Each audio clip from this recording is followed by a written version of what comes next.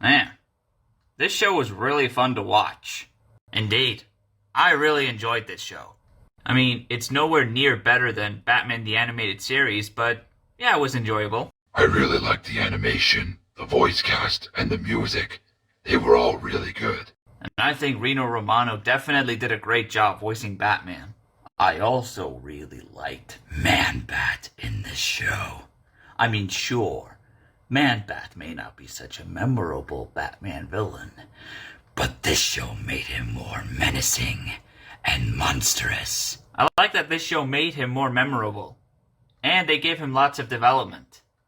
And we also have Kevin Michael Richardson voicing the Joker, and surprisingly, he does a really good impression of Mark Hamill. He totally does. Although I will say that his character design is a little bit weird looking. I assume that they're trying to make him look like an actual crazy clown with that hairstyle that they gave him, so I guess I can understand.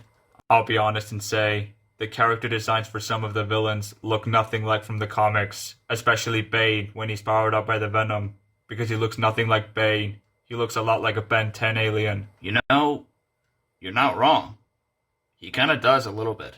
For what it's worth, though, I think Bane's fight with Batman in his mech suit was really cool. And in that scene, Batman was still injured. And he was still willing to fight Bane despite being injured. That's what I like about Batman. Also, when it comes to other villains, Mr. Freeze also didn't look like how he appeared in the comics either. Because instead of having his freeze gun, he has ice powers for some reason. Like, what? That's not Mr. Freeze.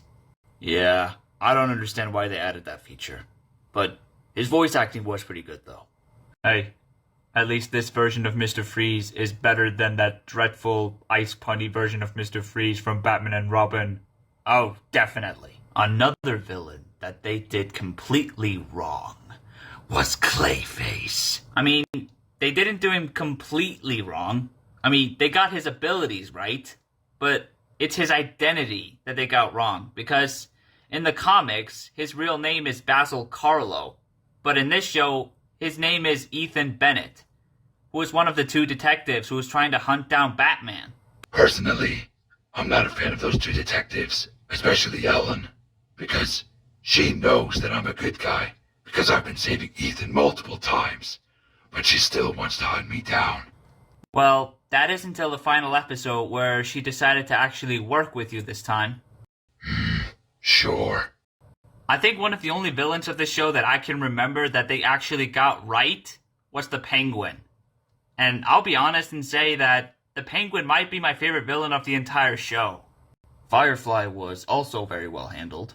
They did a great job making him entertaining. And I also forget, how many episodes did the Joker appear in? Is it 2, 3, 4? I don't know, but I know he appeared in more than one. Well, I think you should rewatch the show again if you want to figure that out. Anyways, I think that'll be it for the review. I'm gonna rate this show an 8 out of 10.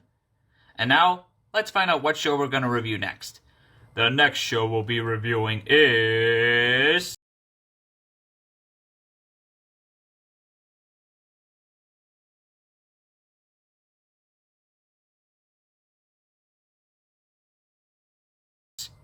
Stargirl.